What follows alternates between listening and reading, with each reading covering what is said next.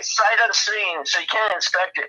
So, and they'll say, "Oh, this is a 6-bedroom condo." We're like, "Oh, wow, this is great." And you get there, it's like it's a 1-bedroom, and they go, "Well, you should have inspected it." Well, there's no way to know because they got like 400 things on auction, and you'd have to get a list in advance and go to each place. So it's sight, and they even put in there, sight unseen. I accept it as is.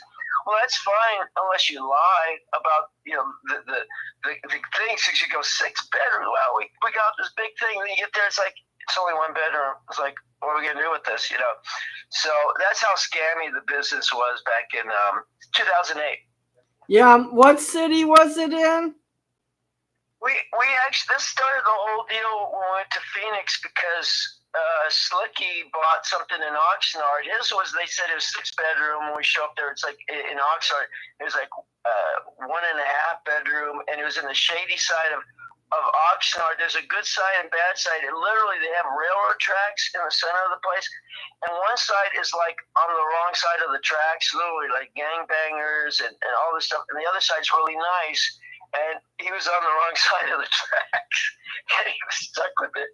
And then once we found out his deal was jacked up, well, I went to go look at my property in San Clemente, and the town's really nice, but like there's no work there. It's a very small community, so I'd have to commute like 80 miles a day or something like that. It's like that's not really going to work. So I think that's where Nixon is from. Yeah, he retired out there. Yeah. By the way, I want to give you guys a little secret. I recorded 30 minutes of the show, and I stopped and started it because last week we did almost a 2-hour show, and it only recorded 3 minutes. So this week I noticed that. I tried to click the link so I could listen to it like you asked, and it was like there's nothing. It's 3 minutes, yeah. And then you want to hear the weird part? It still said it was 1 hour and 30 minutes on the YouTube documentation. And this week I was paranoid. So because John started having one of his long stories, I stopped the show and started it in the middle of that because I thought it was a good time to create another show. So John, let me just bring you up. Let me bring you up to speed, John. Suzette and I were alone on the show for 20 minutes. We talked about all the Iranian, the makeup of their country, what they're trying to achieve within their own country and regionally, how they were thrown off. I know. Yeah, how they were thrown off guard by a superpower bombing them suddenly. It wasn't even on their radar. And their conflict with Israel that's ongoing, and we didn't bring up yet how they attacked the Qatar base. So, and then Don started talking about how Trump is always shooting from the hip for he wants praise and glory. And he's worthy of all glory. Oh God. Don also said that Trump wants more Mar-a-Lagos. That's why he's doing the bombing, partially. Well, he wants a golden dome. I will say that every business person is always making deals. They're always making things happen. And one thing I've learned in business is you go with the winner. Like whoever's got the hot hand, you go with them because they're going to make money. And losers tend to be losers. And so... Okay, now you're talking like Trump himself. And first of all, he's thrown our country into worldwide chaos with the tariffs. And now Iran is they're threatening to close the Strait of Hormuz, which is going to affect 20% of worldwide crude oil. Well, it's interesting because people will say... Yeah, by $1, he said, Jane. I said that. People will say if we attack them, they're going to do this and they're going to do that. Well, hello, even if you don't attack them, they're going to do even worse. Imagine Iran with nuclear resources, sending it all over the world with different terror cells. We have the wrong idea of their philosophy. They believe Well, go ahead. Let me just say this real quick. Since the early 1990s, we've been told they're close to getting nuclear weapons. Oh, they have yellow cake, so they're even closer to getting nuclear weapons. And here we are in 2025. I mean. And Tammy Duckworth. Closer than before. Well, what about North Korea? Any of these countries, sooner or later, they're going to get the stuff. The thing is, at what level will they be? Guess who started? Hamas. Guess who funds? There's like 3 other groups that are currently terrorizing the world. They do. They finance all this stuff. They had, I think like $20 billion, and then we lifted the tariffs off of them. We made things real easy. They're selling oil to China. Now they have like $90 billion. Like they've quadrupled their fund, and all they do is terror. Like one wants to say, just philosophically, they believe they must establish Sharia law.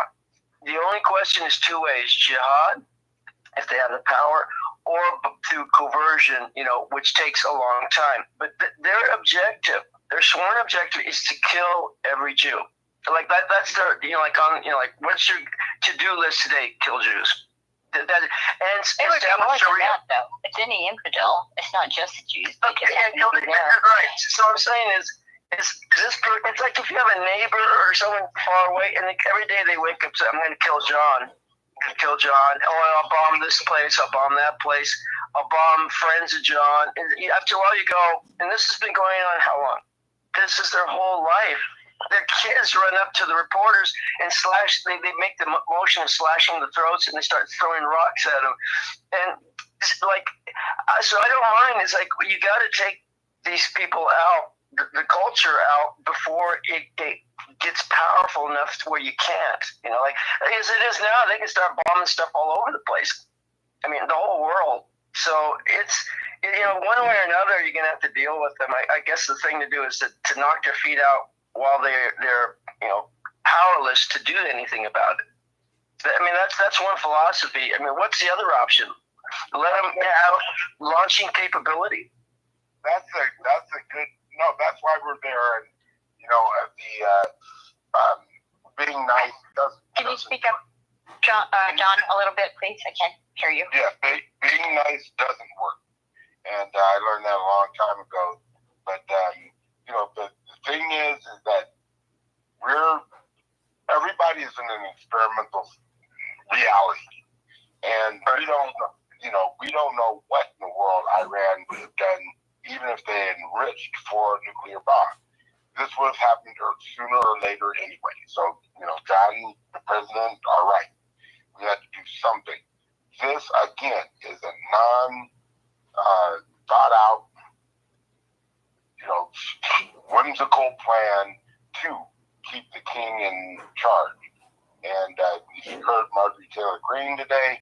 She said, we do not have a king, and he has been double-crossed us, because he said that he wasn't going to bring us any wars, and he was going to be complicit in overtaking any of the regimes and concentrating on the United States. And he has. Well, that's an interesting point. Now, one thing too, I didn't know this until just recently, like a couple of weeks ago, and I've been a Christian my whole life. The Islamic faith, although they're split, they got the Shiites and the Sunnis, and they can't agree on. I mean, they will go to fight and kill each other over how they interpret their scriptures. But one group side believes that there's their Messiah or their Christ will return. He's called the Mahdi. And so, the Bible talks about an antichrist or a fake Christ coming that will have the whole world follow him, and he'll establish, like the New Jerusalem, or not Jerusalem, but in their case, their version of it. And the Mahdi, they believe he's the 12th Imam, and he'll do all the things that the beast will do. Like he'll cause world peace. He will punish Israel. He will reveal Jesus as a fraud. Like, I am the real Jesus. This other Jesus is Christian Jesus. He's fake. He's phony. And the Jews are stupid. And, basically, he will establish world order. They actually believe this. And they believe that if they blow up the whole world, that create Armageddon, that the Mahdi will come and he will restore order. So that's another thing in the philosophical. It's kind of like the dancing Shiva of destruction. They have a belief that if you blow up the whole world, you get a gold star. Like, and it's okay because God's in control, and He's going to send the Mahdi to save us all. So launch away. That's the philosophy. And once you understand this is they're raised to believe this, dogma. Now, I believe in Armageddon, but I don't believe that we need to blow up the world for it. I believe we're heading there ourselves through our selfishness and our self-destruction. So you're absolutely correct. The question is, what do you do about that? Do you like war is when you send troops over and you launch a whole campaign and you're going to try to take some land? He's basically doing strikes. He's just like we're preemptive strikes to neutralize a threat. So the question is, do we allow a president that just sits there and watch them assemble their launching machines for nuclear capability? I mean, who wants to respond to that? I mean, should we have a president that doesn't do anything? Well, he says, yeah, we're not going to go to war, but do you want a president that also says, well, I'll just never do anything no matter? Like Batman, I cannot kill you, right? So I can't use a weapon on you, but you're trying to kill. Don, don't. What I would say to that, I'm making coffee. Don, don't drop your call. No. It was an accident. Pat was grabbing. Okay, John, what I would say to that is know that he's not supposed to be there impotent, but on the same note, I think that because they were at the negotiating table, Iran that is, right before Trump gave the strike action, right, the go-ahead, they were already at the table, and it was a trick, basically, to distract them from, learning that we were going to be striking. And so they were all there. It was the, the Prime Minister, let me get that person. It was basically to lower Iran's guard against an attack, and then they went ahead and gave the strike. And then Trump says that he wanted to bring Iran to the table to negotiate, a ceasefire or whatever they were going to do in order to stop the fight. But then, they were double crossed by the United States, and it's like, okay. So you can see why they're distrusting and why they're very angry with us right now because of that. And you have Bibi Netanyahu making a statement at a press conference he had called, congratulating President Trump for doing this. And It's like, dude, you went and poked the bear, and then you realized, oh, crap, we can't handle it. Excuse me, big brother, can you help? Because they're destroying us. Our little country, we can't defend ourselves. We need help. And so, big brother comes to the rescue and does 3 strikes, but they were precision strikes, and they were intentional for those specific locations in order to avoid killing civilians. So, in that respect, there was consideration about where the strikes would be made and if there would be any casualties, that would, be affected. And so I do give him credit for that. It was certainly his way of basically trying to calm the situation down. Now, I believe that if Israel continues on their path to striking Iran, that, he's going to back off and say, hey, we tried to intervene, tried to knock this all off, but you just kept going. And so, this is yours, not ours anymore. That's where I'm hoping that he goes with it. As far as terrorists being funded by Iran, the United States is famous for that. We're famous for also creating color wars with countries that don't deserve it, yes. And quite honestly, I don't see anything wrong with giving nuclear power if they develop it in their countries. This is North Korea, Iran, all these countries that do not have it, that want it and have their way of getting it, great. Because it's a great responsibility to have that and to actually think that you could use it without it affecting your own people and yourself as a leader. So if everybody had it, then nobody's vulnerable and everybody will stay in check. And that's what I think. I think if we try and be the arbiter of who can and who can't have it, I think that's wrong because they're not our business. So anyway, that's my answer to what you have to say.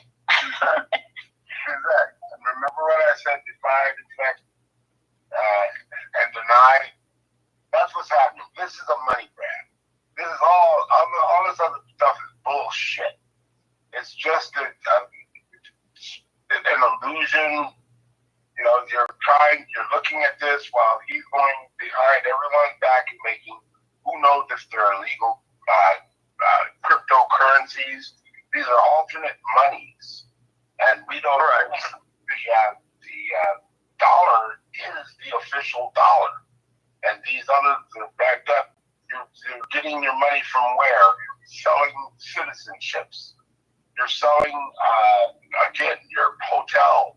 You're selling all of the other things, oil, but that's governmental oil, not even his oil.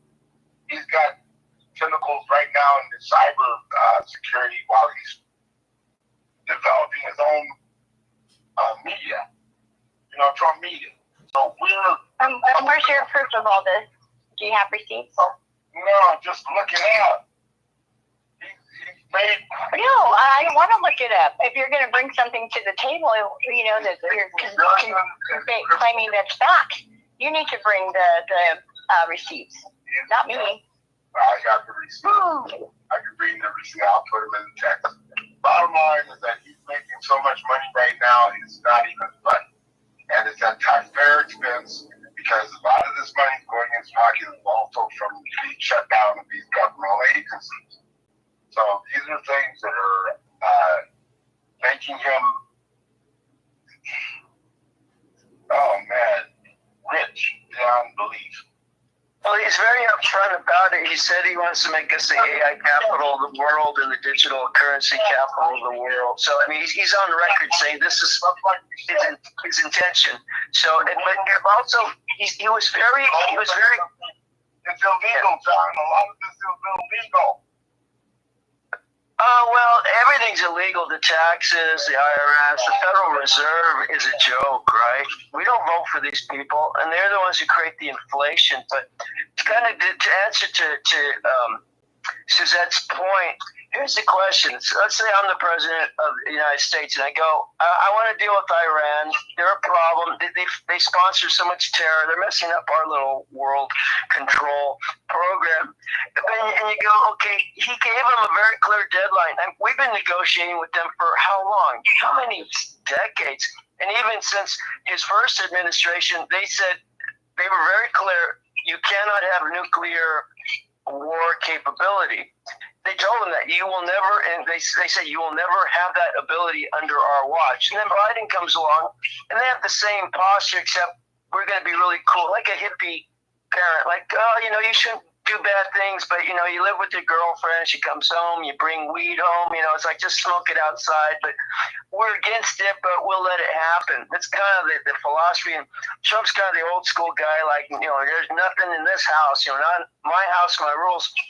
But he told him, you have 60 days. After all these years, you have 60 days to comply with. You're not going to be able to continue your 60% plus enriched rate, uranium, which they only need 6% or something like that. Like they're way over the line. They only have one purpose for that grade. And he said, you have 60 days, talk to us. And they kept putting them off. And he said, after 60, anything goes.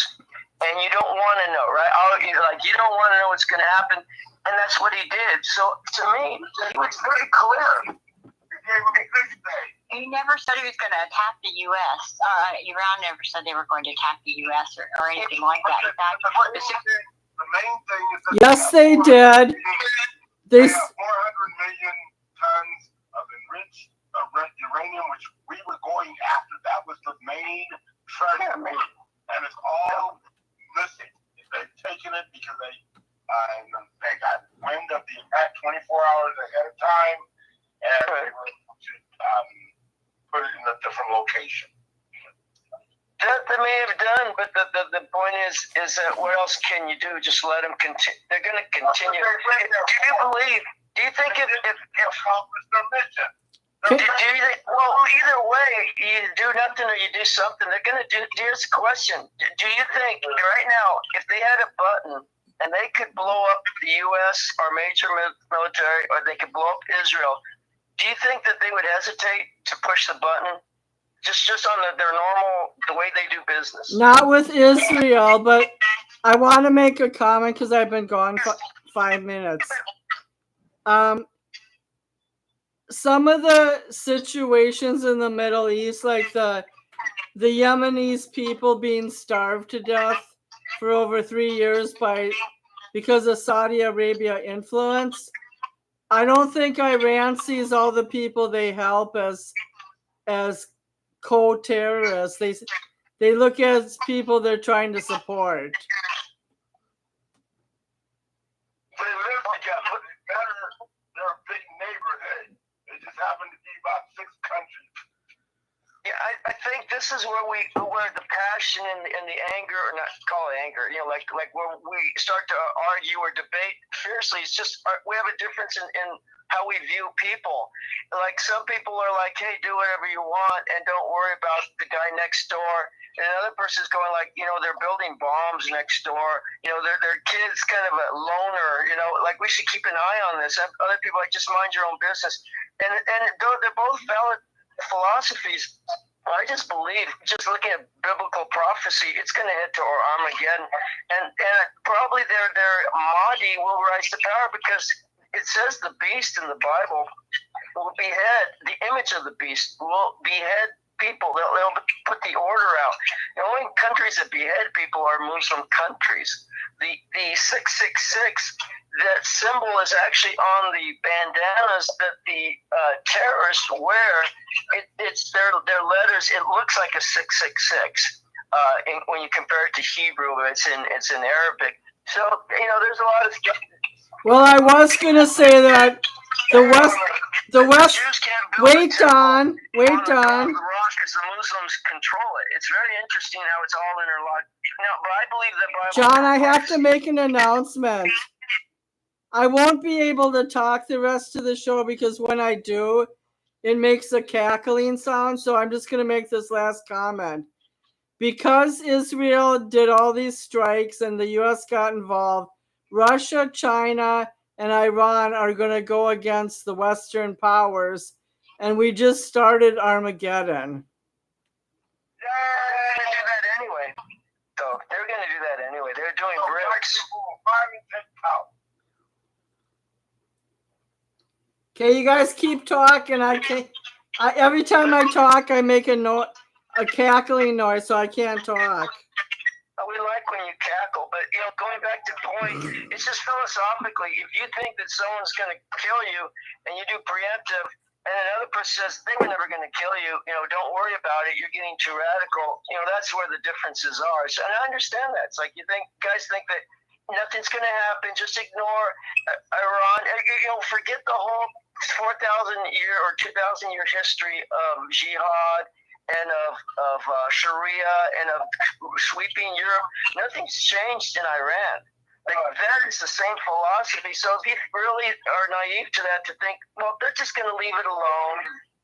Let them do what they're going to do. Just remember, though, that the only time Iran had a democracy, most of the day was put under house arrest, and the British controlled all of Iran's British petroleum, and they enslaved the Iranians as their own slaves. I clean house for a Persian Jew who escaped from Tehran. Also, my first employer, Farmaz Sadeghi at Bluebird's office supply, escaped Iran during the mid-70s before the Ayatollah took power and when the Shah was in charge. And they both, to a person agree, just you can't trust them. No one in Iran, over 70% of the people don't want the regime. They hate the regime. They were westernized. They were having fun. You can't get in a car like myself. I can't get in the car with a woman unless she's my cousin or my family member. Under their custom, they have to be covered up. It's Sharia law, and they will establish. So nobody likes their system, but they're being controlled by the upper, caliphate and the military. So, I mean, do you guys believe that we could just, the best philosophy is just let them do what they're going to do and don't worry about it? Well, what I'm saying is that maybe they were developing. Wait, I'm going to talk a little more, but I have to take myself off speaker. Maybe they were getting closer to a potentiality of nuclear capability, but as Suzette and I discussed last week, that Israel had too many irons in the fire, and Israel never takes a diplomatic route with Iran, whereas America was planning to, and then it all just fizzled, and they decided to do a active force. Another theory that's going around is also their elections are coming up there in Israel, and Bibi Netanyahu, if he didn't win, then basically he could be tried for war crimes and other things, and so he needed to stay in power. And in order to do that, he needed to take Iran out, and so basically. That was his intention. It wasn't a matter of they're close to having nuclear capabilities, because they've been close to that for years and years and years. But that wasn't the reason Bibi had started sending missiles over there and blowing up things. It was just so he could maintain power in his presidency. But don't you think if Israel's intention is just to destroy Islamic countries, they would have just launched and bombed the crap out of Iran and these other groups that are just, like Lebanon and Syria, just blowing them all up. I mean, same with us. If our intention is to be tyrants, it's blow them all up. It's like they would do that to us. I mean, like people rejoiced in the streets when 9/11 happened. Think about that. Muslims celebrated. It's like, we're the but they call us the Great Satan. You understand? The Islamic states, maybe we are. That's a philosophy. We're the devil. They're in their own shadow. They haven't touched it. They haven't said shit to us.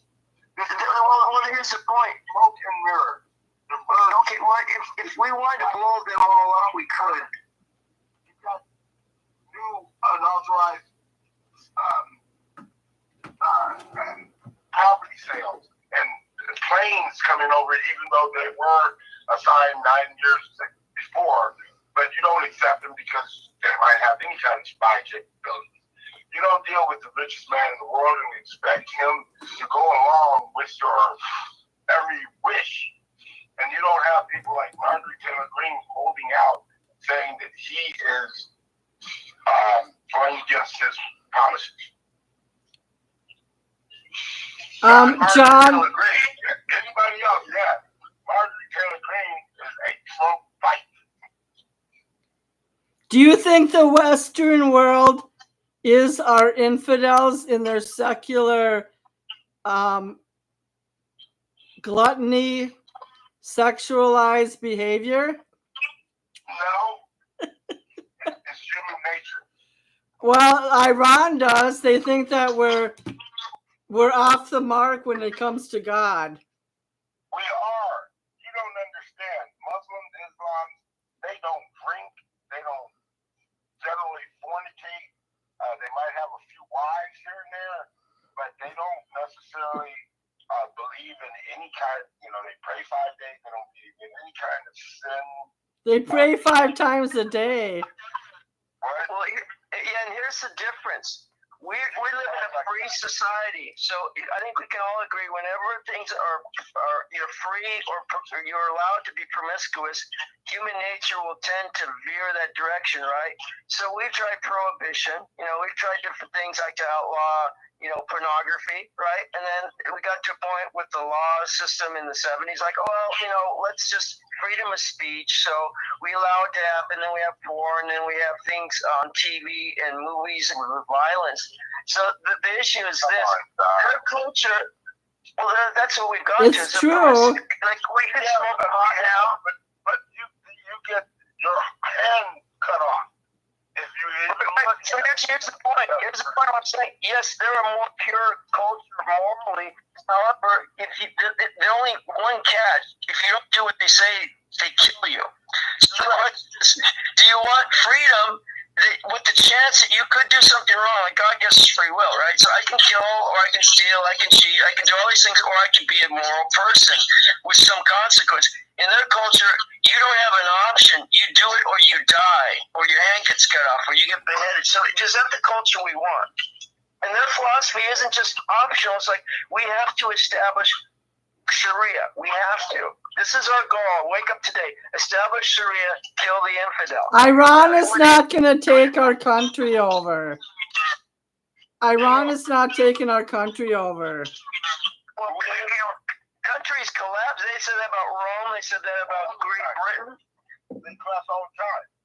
They all pass. Like Egypt, Babylon. That's history. You're a political scientist. You know the history of the world, right? 400 years is the average length of time of a quote-unquote short empire. And we're at 250, right? Around there, getting closer to 250. I want a husband that look. 400, but we haven't been organized except.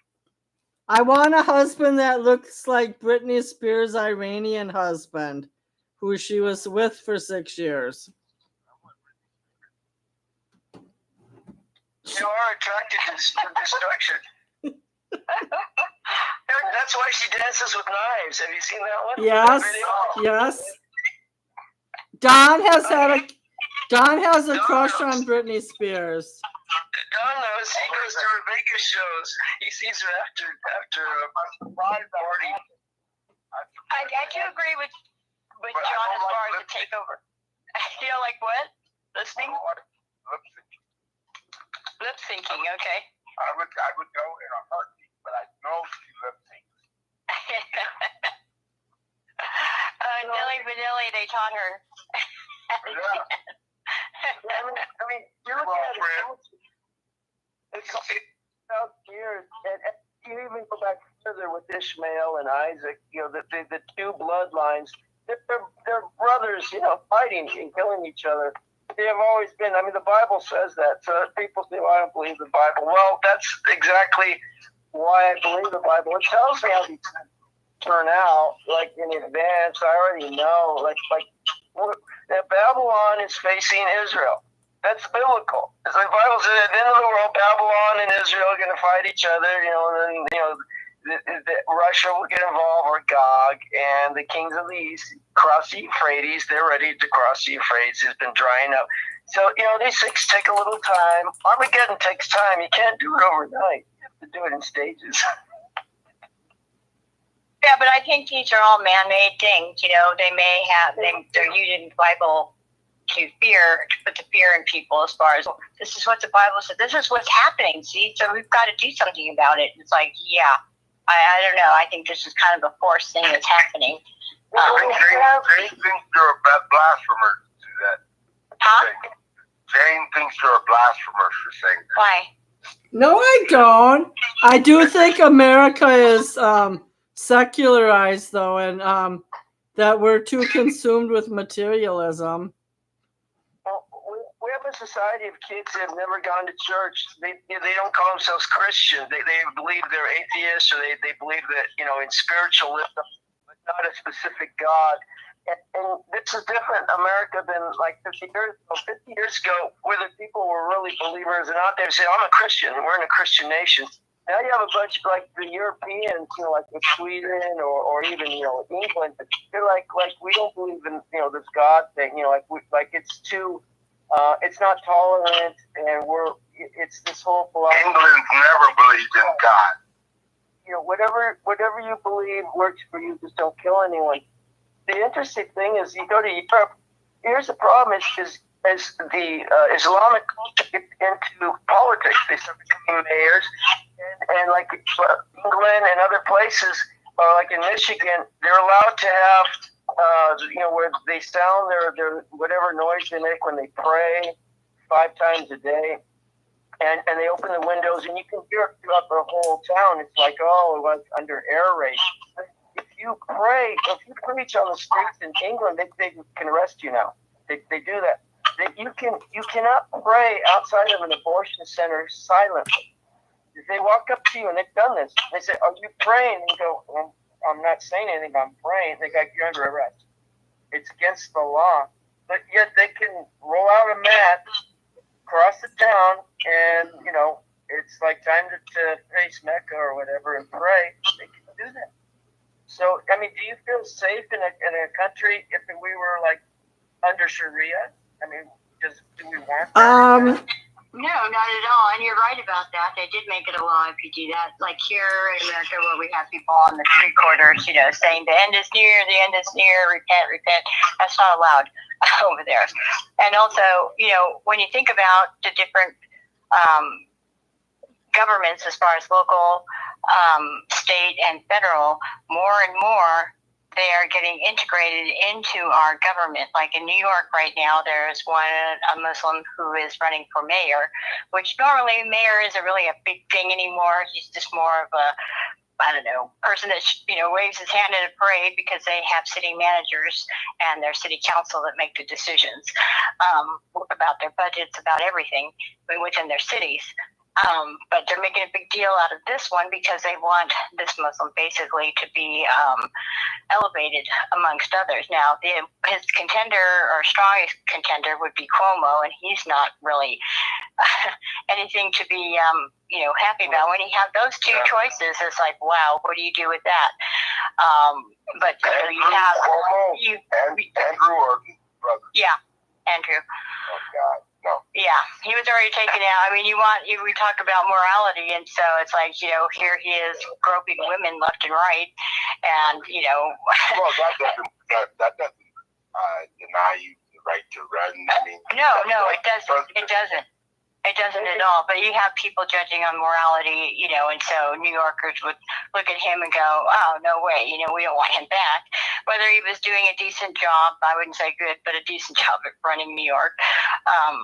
You definitely don't want this other guy. He's, a socialist who is promising, no taxes, free food, all this other stuff that he has no capabilities of under if he should win as mayor, but nevertheless promising these things, and also creating segregation between the Muslims as far as elevating them, his people. And so you have Ilhan Omar, who admittedly says that basically she's there in the Congress to better the conditions of the people in Somalia, her people. And so, you have people getting into office that are worming their way into legislation, policy, whether it's in the city or in your state. And so I think that John is right as far as them taking over, but not taking over like in masses where everybody's going to be, hauled into a camp or something. But basically, everything's going to be eventually restricted as far as our rights go under their ruling, basically. Yeah. There's two ways. There's revolution and evolution. They taught me that in history class, and I was kind of a radical Christian. And I remember Mr. Archer in history class, he says, there's evolution and revolution if you're going to change a country. He said, Mr. Yoder believes in revolution, I believe. And the point being is, so if Islam were to say, let's take America, or let's take Europe, right? It's like, let's get our soldiers and march down there. What's going to happen? We're going to blow you up. We're going to, kick you back. We're going to put up walls and say, keep out of our cities, our culture, or whatever. So, well, that's not going to work. So you kind of Trojan horse it, like, well, start putting a bunch of immigrants, and then who's having babies? Well, Muslims having, like Mormons and Islamic people having lots of babies. Once them babies grow up, and then start putting them in the government, into offices, and into communities. Like you start small, like you go with the council, right? Oh, we'll put, who shows up at those council meetings? Well, we got 8 out of the 12 members are Muslims. Like, oh, okay, well then they'll start slowly changing the setup of the laws and the culture. And what keeps a culture going or a country going is the language, the borders, and the culture. So like we don't have a set culture in America. It's all kind of mixed up. And a lot of traditions have been, messed with. So that's how you overthrow a country. it's just gradually, like with the Roman Empire, you had all these outside influences. You had the Goths, you had Vandals, you had Druids, you had all kinds of things, influences outside of the country getting inside, and it collapses from within, with economics, with morality. So that's the battle we have. Trump's trying to line things up back to the old school. God bless America, apple pie, and baseball. So, that's one philosophy. But the other philosophy that's approaching us is like we have to secure our border, right? We have to secure our language. So you got to speak, English. And then you have to have, American culture, which is family, traditional family unit. So these are being challenged. And I'm with him on that, core philosophy. I don't like the beast, the technology that we're getting into, the digital, but you kind of don't have too many options. If we don't do it, someone else will. Elon's idea is if I'm doing it, at least I can kind of control it. But even Elon says it's going to destroy us or it will take us over. So it's kind of like, pray to God that he saves us from this. But we're heading down this path. I just think that you have to slow things down with Islam. It's because their intentions are different than ours. They're on a long timeline. They don't want to overthrow us in a day or a year. Over a couple centuries, they'll just erode us and take it out.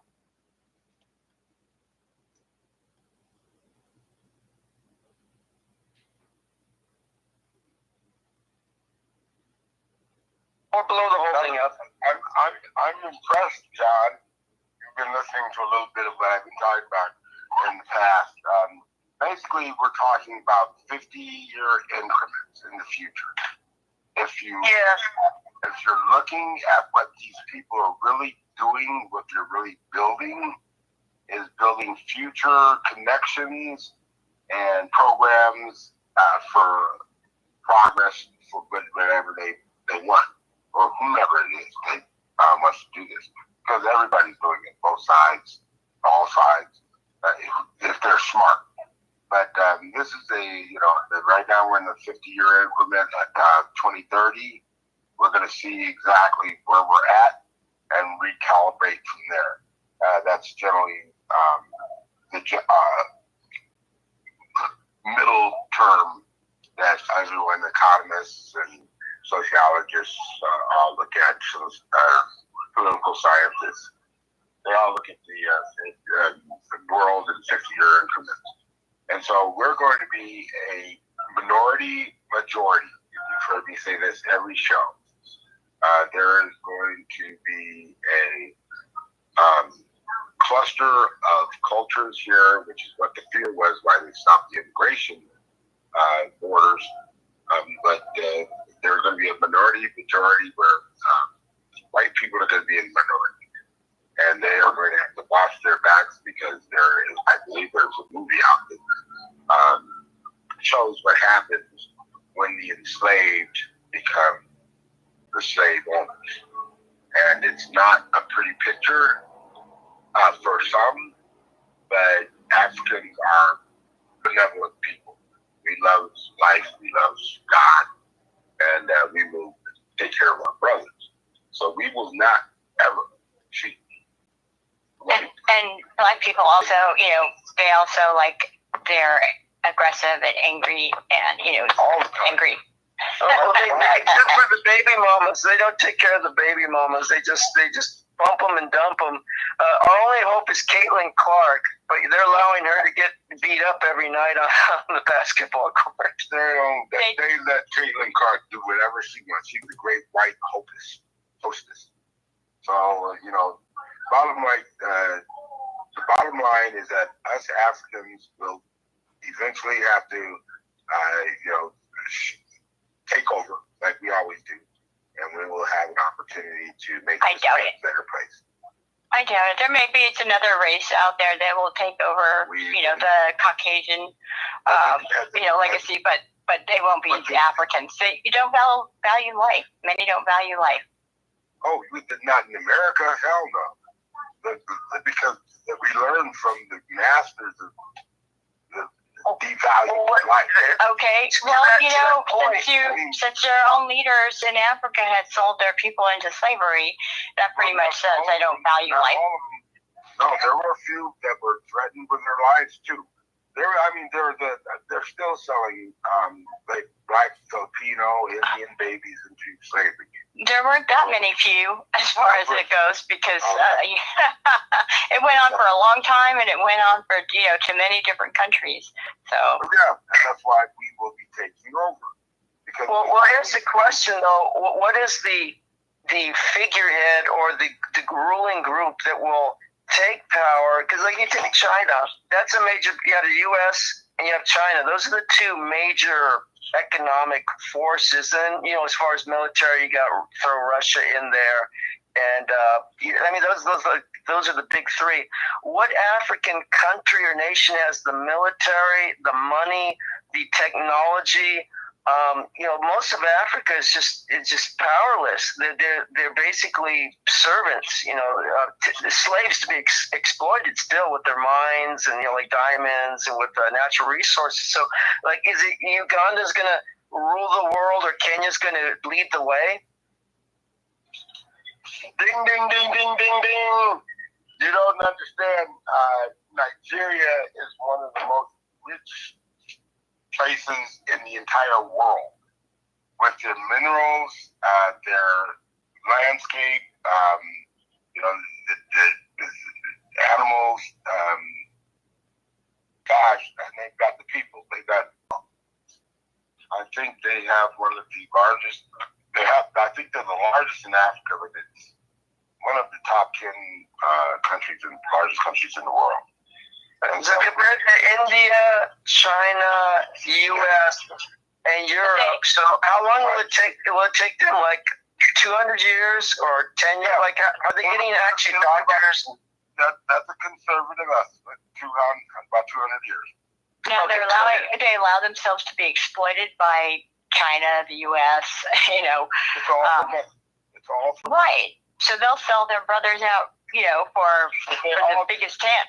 Yeah, so it's a problem because they can't come together in order to better their country, their areas or regions of the world. And they just hoard it and keep it to themselves and keep the others, because there it's a class war. It's not a what do you call it? Race war or whatever, like we have here in the United States. They call it's about racism. There, it's about class level as far as your riches and what you have, and everybody else. To hell with you. Well, that's interesting. So if you took out, let's just throw out the Bible, throw it away for a second, because that's my reference point. So I have that bias. I'll be honest, like I have that bias. It looks that way to me with Israel and Armageddon and the return of the Messiah and Christians and all those influences. But let's throw that out for a second. Let's just look at history. So 10,000 years ago, 5,000 years ago, well, who was there a Chinese dynasty or civilization? Yeah. But did we have Egyptian, kind of African? Yeah. Did we have Babylonian, Middle Eastern? Yeah. Did we have Roman Empire and all that stuff? Not as far away, but later on from say 500 BC on, like with Greece and Italy and all Rome. Yeah, we've had that stuff. So I think all those groups are going to be. I mean, the Chinese have been around as long as anyone, and they're number 2 right now, and climbing every day practically. So I don't know if I think each culture will have its place, but everyone has their run. I think Africa is going to be a while if they can't get into AI, right? Isn't that what's going to rule the world? Is AI? Can I make a quick announcement? After July 5th, I will be working 3 to 11 instead of overnights. So I will have 2 days off, and then there won't be any limit for time on the show. And then secondly, we can only go 15 more minutes tonight, okay? So keep talking. we got the Persian Babylonians. They're trying to wipe out the world with the Houthis, and then we've got the black culture trying to take us out with the Houthis. Good Lord.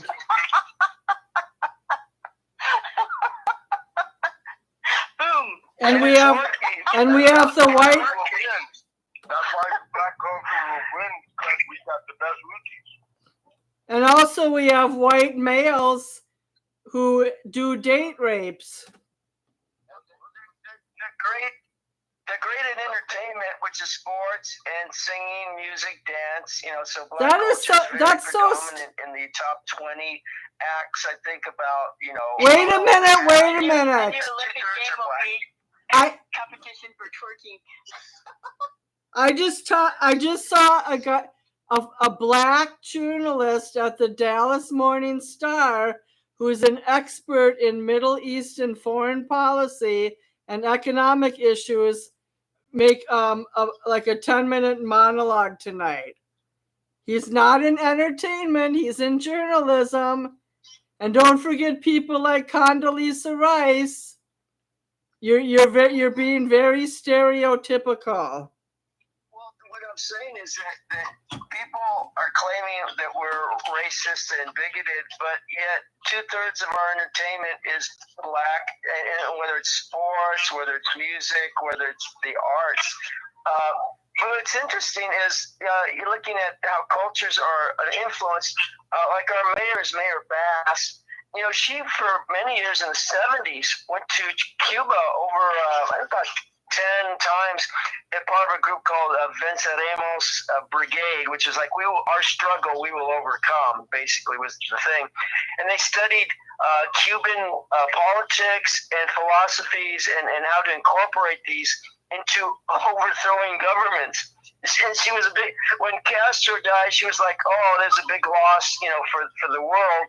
Until politically, she found out half Florida, Miami and all, they're like, are you kidding? We escaped the oppressor. And she's like, oh, she called him, there's a title to give him, El Jefe something. She gave him the title, oh, what a sad day. And then she realized politically, she shot herself in the foot. And she backed it down like, oh, I apologize. I realize many people were hurt through the regime. But the point is, she went there with Obama in the last year of Obama's reign, where he was trying to get Cuba and the U.S. To be like, kumbaya. And he was trying to open up business and lift tariff restrictions. So you have a lot of socialist people in government that's going to try, like with AOC, they're trying to get a socialist, very left type of progressive platform. Hold on. Just to devalue American, principles. Yo era socialista en la Universidad y admiraba a Castro. I was a socialist in college and I admired Castro. Yeah, you're lefty losing it. I ain't losing shit. And No, you're breaking up. We can't hear you. okay, just a minute. So I was part of after I did that research for 25 years on the 14 priests and Jesuits who burned draft cards for the Vietnam War and were arrested. I followed the Catholic worker movement of labor rights that was headed up by Dorothy Day and Peter Morin. And I even became a bigger socialist. And I'm not taking down my crown. I'm a socialist. Will you lift your right hand or your left hand, I should say, and say "Viva la Revolución"? Si puedo.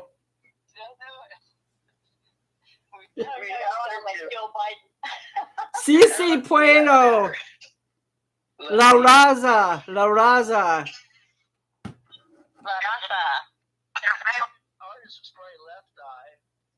I'm Antonio Villaraigosa's assistant.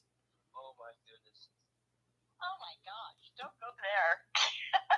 He's such a Did you date a Hispanic guy at SOS?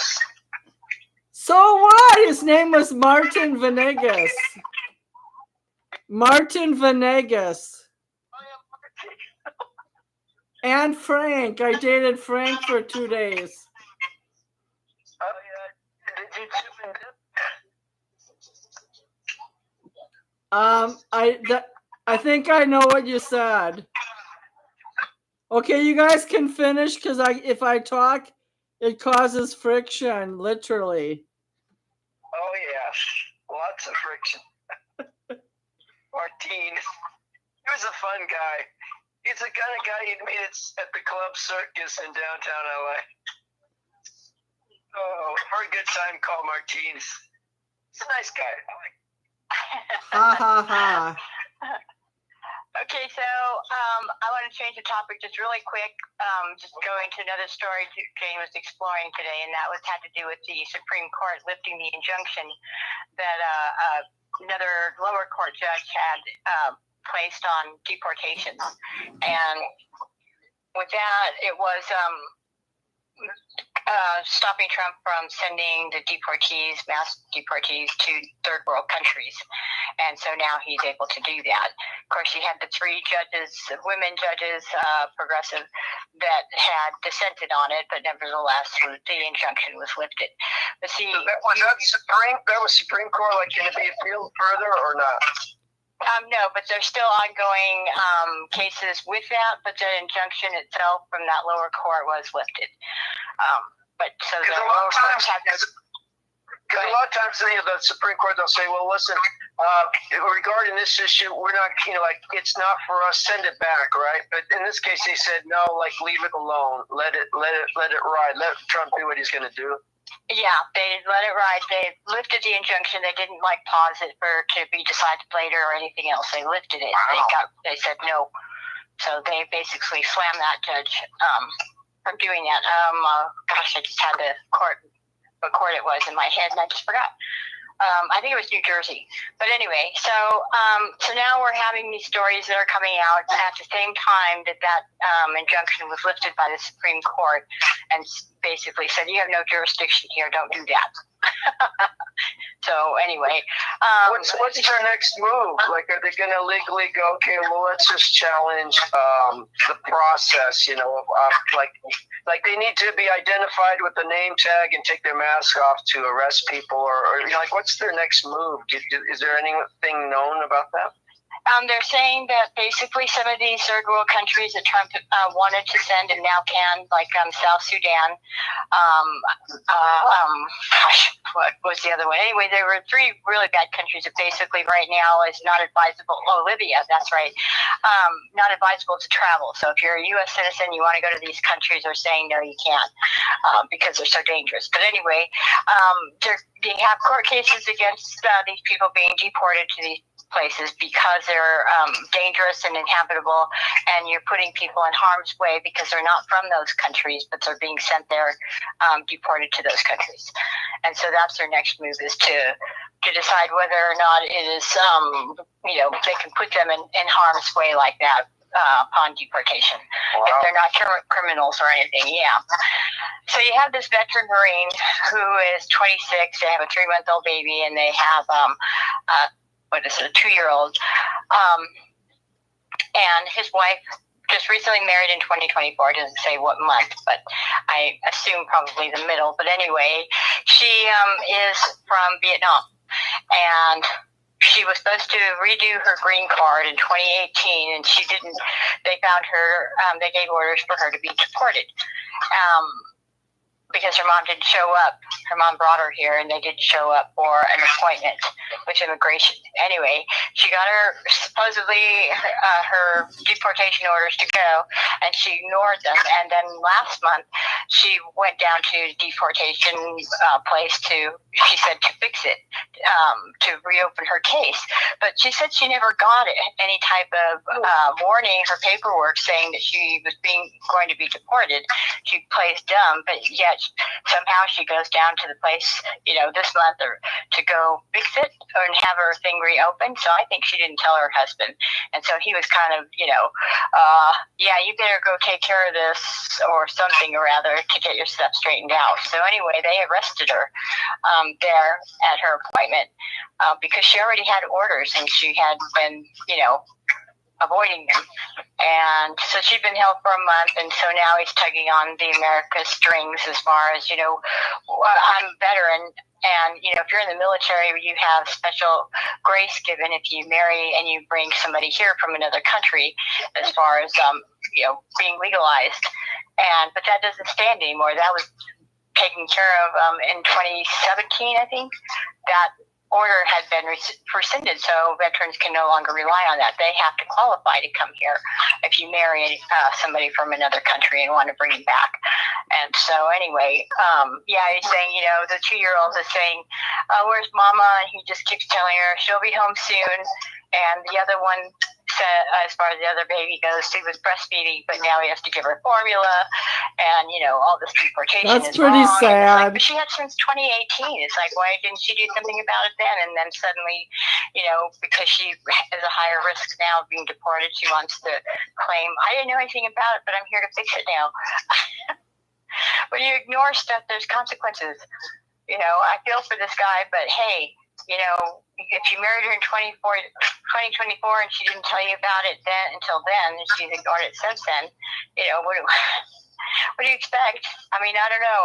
She should have been on top of it. I don't agree with being sent to third world countries, where they're unfamiliar with the area. They should go back to their country of origin. So I'm with that. But anyways, that's what's going on. Thanks for doing the research. It's a new dating strategy. Don, are you still on the air? Don Gallimore? Okay. You guys maybe give Don a chance to say something. Well, it's a new dating strategy that's out there, and that is, if you're a guy, you date a girl that's illegal, and if she gets pregnant, you get her deported. Just call her in, get her out. Works every time. Very funny. But, seriously, to eliminate all the drama that they're having with, arresting people, if you're here illegally, just leave. You're told this is what will happen. You'll get deported. Just leave. It makes it really easy. But when people break the law, it causes a lot of problems. And it's not fun. It's not nice. I mean, if I went to another country like Mexico or elsewhere, I expect to leave. I'm going to the Philippines July 16th. In 30 days, actually 28, I'm flying back. How come? Because I have to. Because it's the law. That's their law. And that's the other thing. You respect the laws of a country when you enter it. If not, you're a terrorist. You are trying to take down the government when you disobey government law. So, as much as I feel for these people, I wouldn't want to be in Mexico. It's a cartel country. But, the weird contradiction is people will wave the flag of a narco cartel country. Like, are you proud of that country? Really? Like, you want that in our country? You want to plant your flag here? So I have some issues about that. I think you have to leave. It's not nice, but that's the law. That's why we have a law.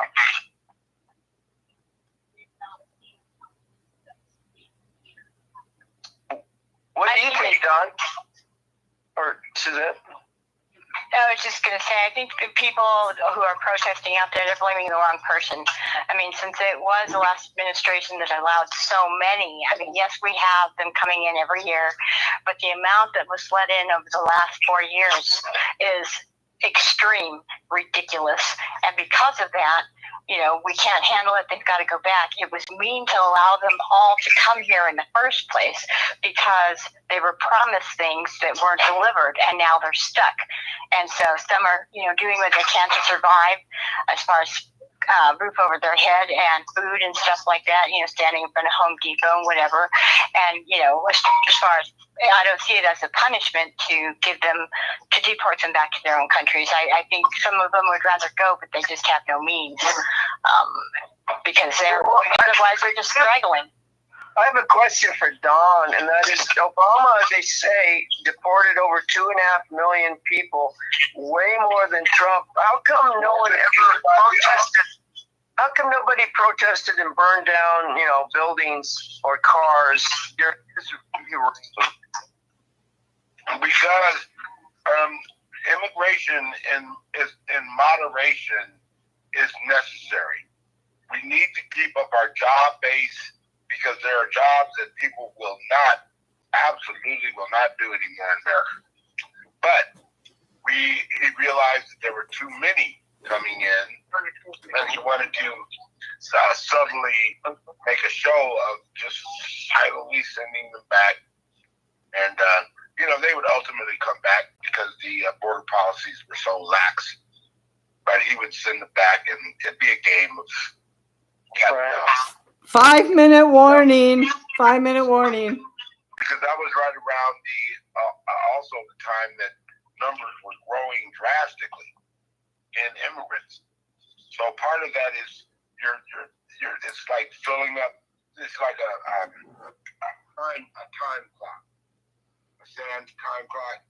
You just turn it over and it empties into one, and then you turn it back over and it empties in the other, and it just keeps on going. So it makes it seem things are either improving or at least staying stable.